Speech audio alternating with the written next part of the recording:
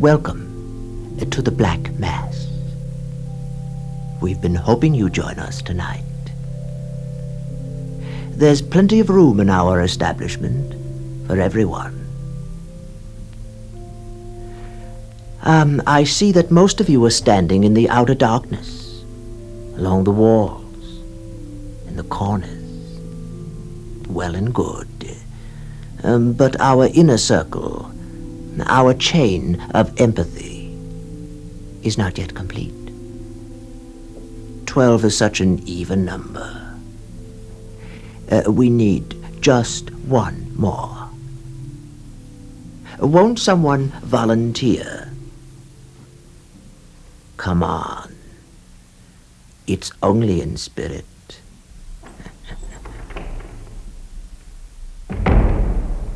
Ah, yes. You'll do nicely.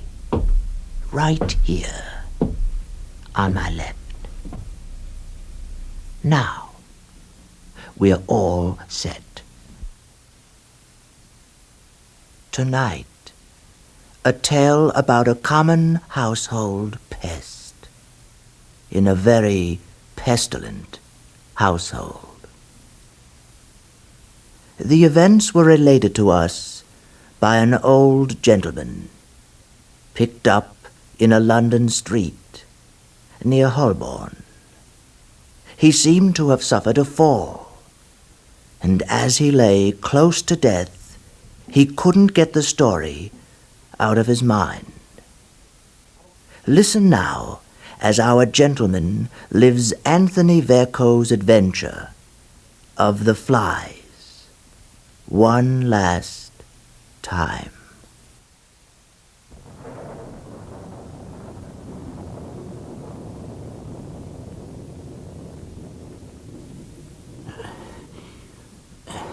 It was sickening weather. A typical English summer.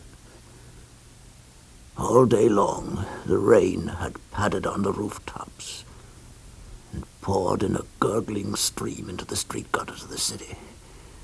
The dome of St. Paul's lay enveloped in a great black cloud, and the whole sky to the westward was angry and dark with foreboding. Towards the dusk, the rain ceased for a while, and I crept out from the crude shelter of an arch to find some more tempting spot in which to spend the night. Not that it was cold. Far from it, the atmosphere was almost tropically oppressive and grew worse as still the thunder held off. But I was sick and faint from want of food, and longed with all the fever of despair for a clean, soft bed, and palatable fare before I finally had it in my checks. It was while I dragged myself painfully in the direction of High Holborn that I first saw the house. Would that I had been mercifully obliterated at that moment by some passing lorry, rather than live to repeat this tale. It was a little old-fashioned dwelling, like many that are to be seen in the district, relics of Elizabethan times. It smirked at my misery through its diamond-paned windows, challenging me. A notice was plastered across the signboard protruding from the portal, bearing the heaven-sent words, "To let." To let. The hour was late. The street practically deserted. My head seemed to reel under the weight of the unexploded storm. As if to aid me in making up my mind, a large splash of rain as big as a penny fell with a soft plop onto my forehead, as warm and sticky like the night outside. And I hesitated no longer. Within that smirking, self-satisfied, wise old house lay refuge from the deluge which threatened me. Cautiously, I approached the door. It was locked, of course. I examined the window fastenings on the ground floor window and cursed my usual bad luck. Then a weakness in the lead round one of the diamonds caught my attention. I glanced quickly to right and left. The policeman at the corner had his back to me.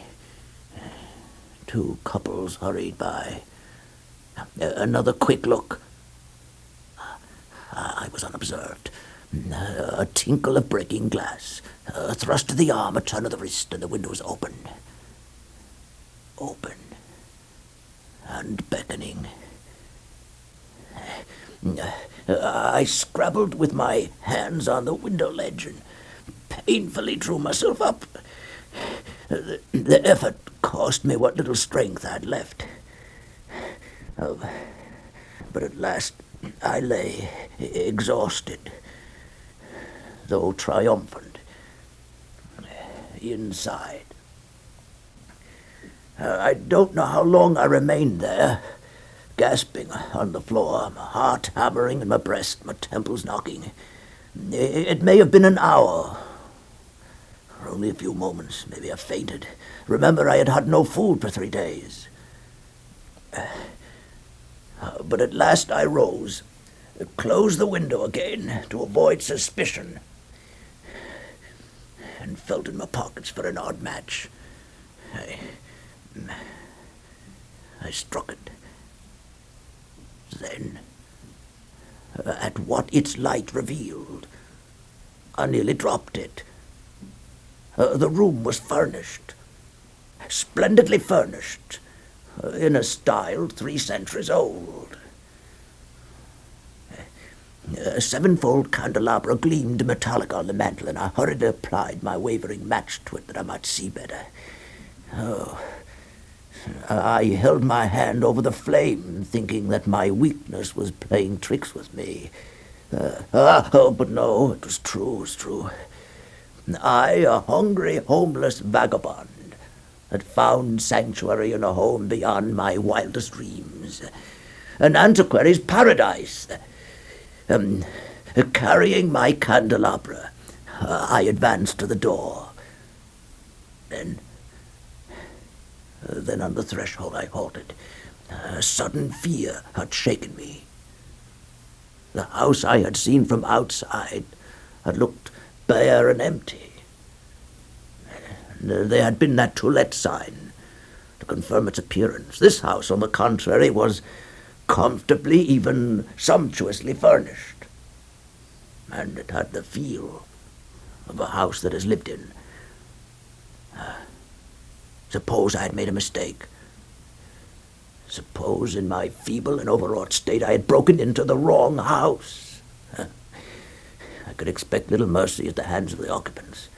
There was a policeman at the corner, and I was virtually a burglar.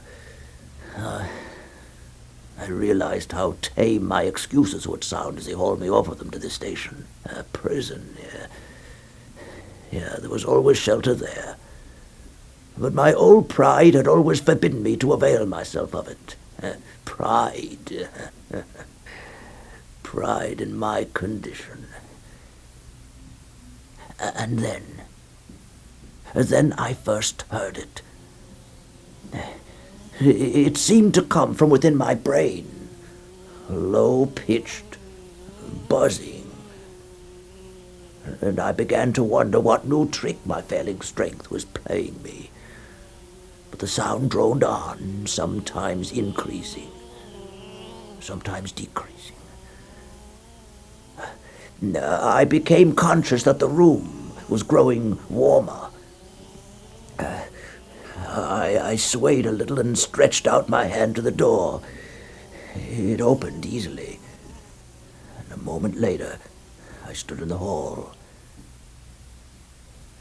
Almost immediately I realized that the buzzing had stopped. By the light of my candles, I marked a little door in the passage which presumably led to the kitchen, and staggered towards it. There might food lie. The long flight of oak stairs trending upwards I disregarded for fear of waking the householder. Cautiously, I pushed open the little door and stepped through. I was in a kind of parlor. And beyond, through another door, I could see the kitchen. I lifted my candelabra and gazed about me. To my right, a second door showed me where the housekeeper slept. I looked to my left. Spread on a small oak table was the most delicious meal I could have hoped for. Food! I stumbled towards it, and setting down my light, began to eat, ravenously. All moral scruples vanished at the sight of food. I was a man. I was starving. Surely none would deny me the means to stay these gnawing pangs.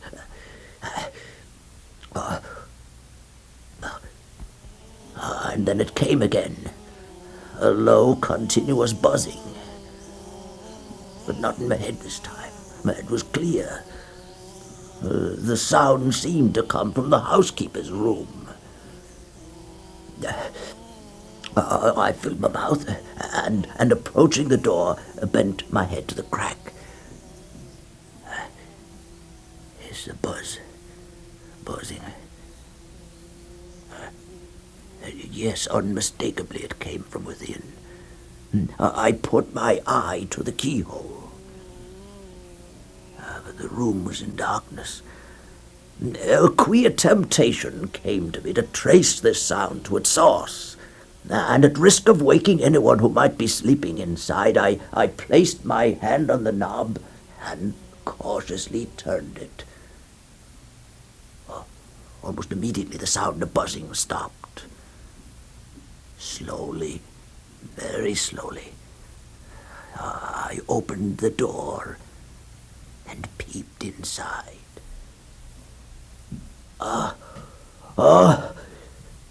Then I think my heart froze. Supported across two chairs was a long wooden box whose shape filled me with an unnameable dread. Two three-branch candelabras stood with their fuel gutted out upon the floor. The lid of the coffin was off. At first, by my candlelight, I thought that the occupant of the coffin was a black man.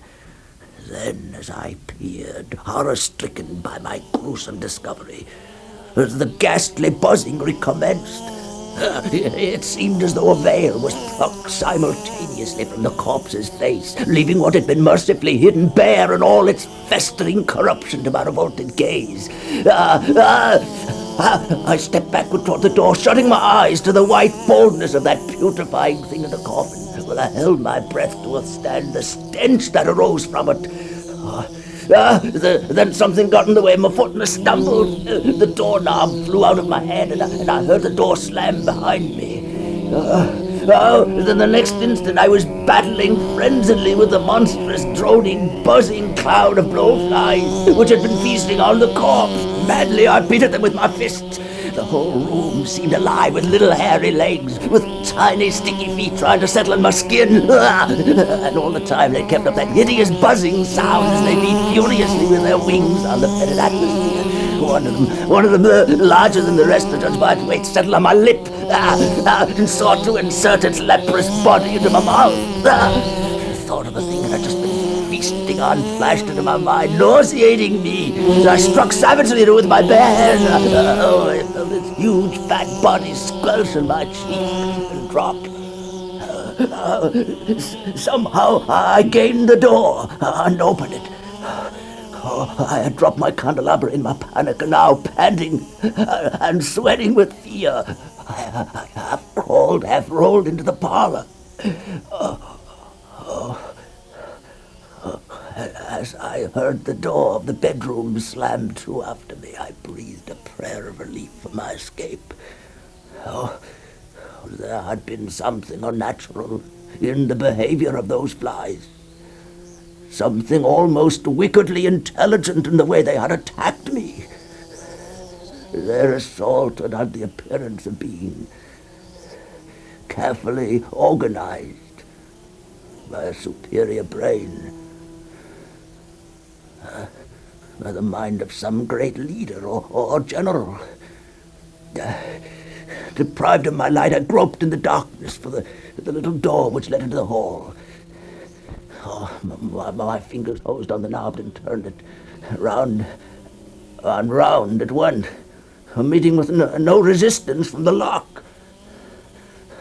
While all the time a chill fear crept up my spine, paralyzing my very thoughts. Something had happened to the catch. The knob was useless. I was locked in. Madly, I shook and rattled at the doorknob. Time and again I flung the pitiful weight of my wasted body against the sturdy oak of that small, relentless door, exhausting my newly gained strength and useless effort. Then, when all hope had nearly left me, in a flash, I remembered the kitchen. Fool! I cursed my stupidity, and stumblingly, I fumbled across the pitch-dark parlor to the kitchen door. Here surely would be a way of escape. I turned and shook my fist in the direction of those half-human flies buzzing maddeningly behind that shut door. That other door. The door of death. It was my body they wanted, to drink live blood and taste live flesh. I'd felt it, I'd known it there in that room while I fought them. But I would cheat them, I'd cheat them yet.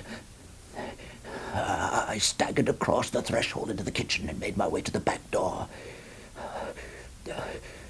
A big window yawned to the right of it, flooding the place with a queer white moonlight.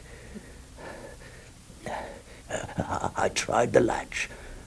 Oh, blessed Virgin, it turned. But I ceased to laugh. Not a fraction of an inch would the door move either way. I strained and tugged and pulled. At last I felt round the edges of the door, and the mystery stood revealed. Sharp points of nails, placed at regular intervals, touched my fingers. My exit had been nailed up from the outside. But why? Why? Even as I wondered, I heard the clanging of a bell somewhere in the street. I peered through the window. Queer how different London looks by moonlight. I realized I was gazing in a part of the city I had not dreamed existed. The houses opposite seemed almost to invade those on my side of the road. So narrow was the thoroughfare between. Decorative, too, they were. Their black beams ornamented here and there with fantastic designs, while their gables lowered menacingly over my head, leaving but a strip of sky.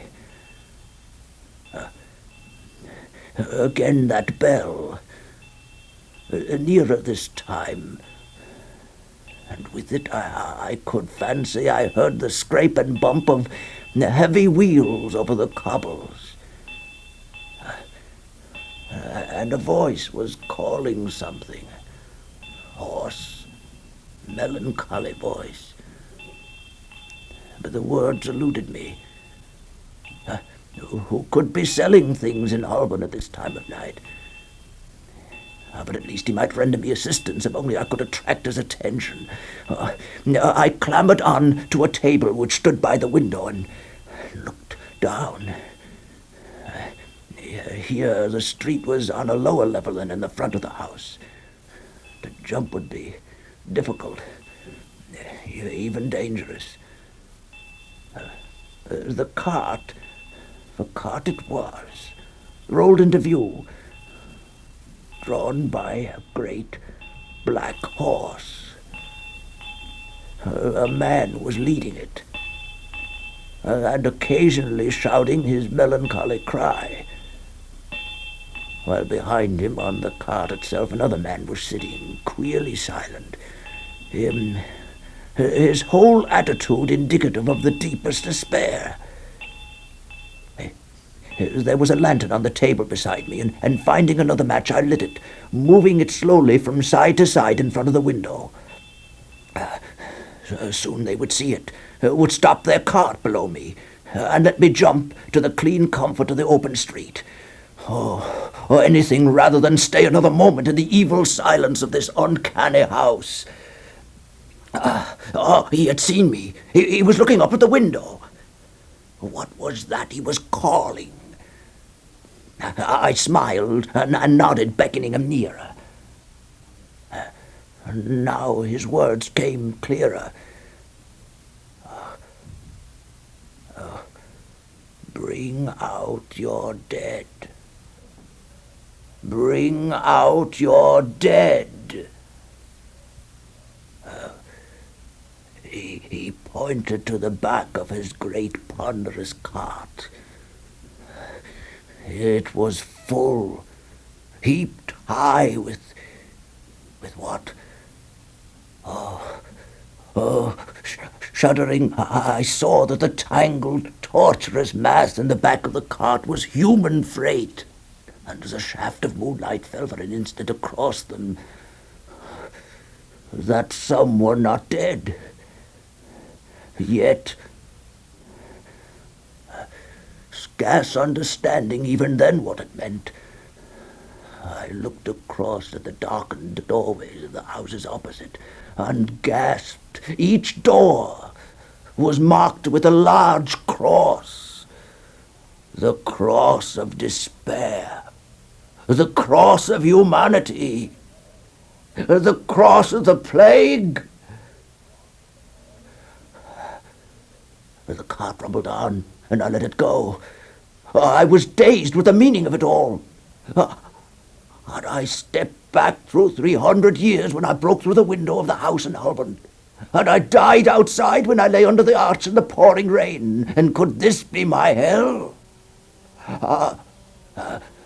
And even while I clasped my tortured head in my hands, I heard again that dread buzzing of the flies. Fearfully I tiptoed to the kitchen door and held my lantern aloft. The droning from the death chamber swelled louder than a swarm of bees. They were angry at being balked of their prey, the living prey that was so much rarer than the dead. The atmosphere in the parlor was stifling, and I longed for something to drink. I thought of the wine and food on the table in the corner. Then seeing it recoiled.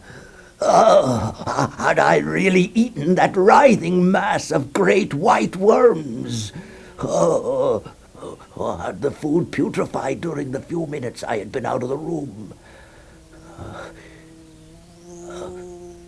Then something hummed triumphantly round my head, and out of reach.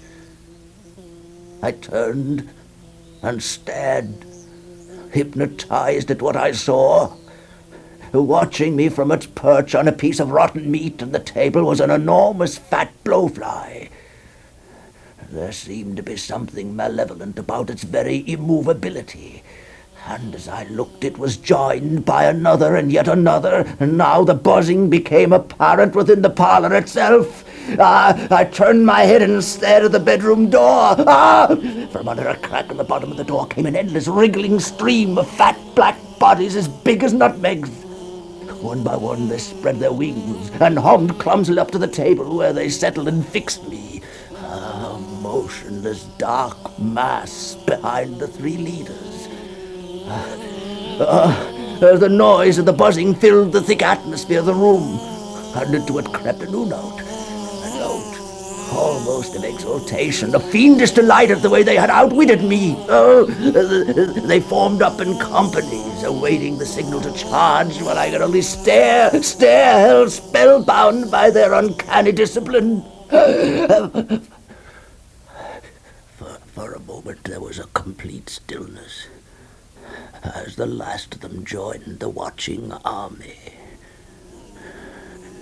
Then in a mass they rose, And the room echoed to the shrill, savage beating of their wings. I dropped the lantern and fled into the kitchen, while all about me the disease-carrying vermin buzzed and whirled, settling on my face, my neck, my ears. I fought them off blindly. I leaped up to the table by the window. It was 16-foot drop at least out of the street, but I did not hesitate. The plague was in the house. The flies carried the plague.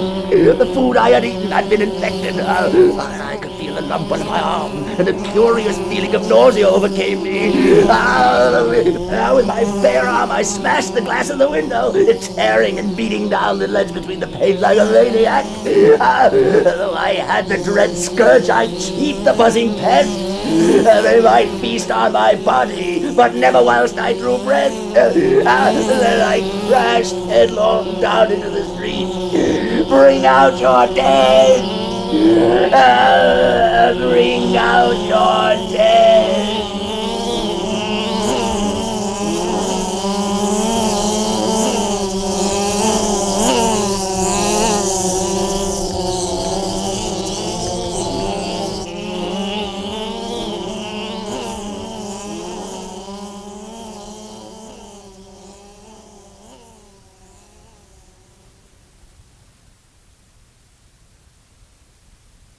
Incidentally, there's no sign of a house at that particular corner of Holborn where the old man was found.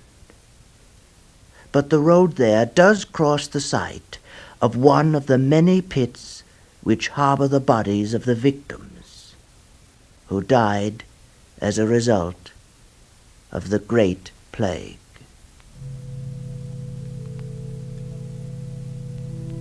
But now it's time to break up our little gathering for this evening. We'll meet again real soon. Join us. Bring a friend. Good night.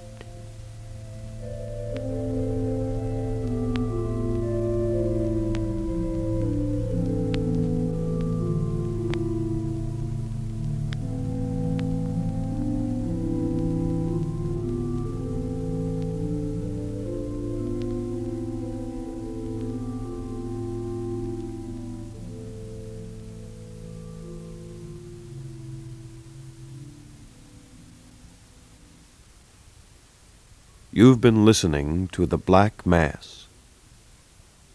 This series was conceived by Jack Nessel.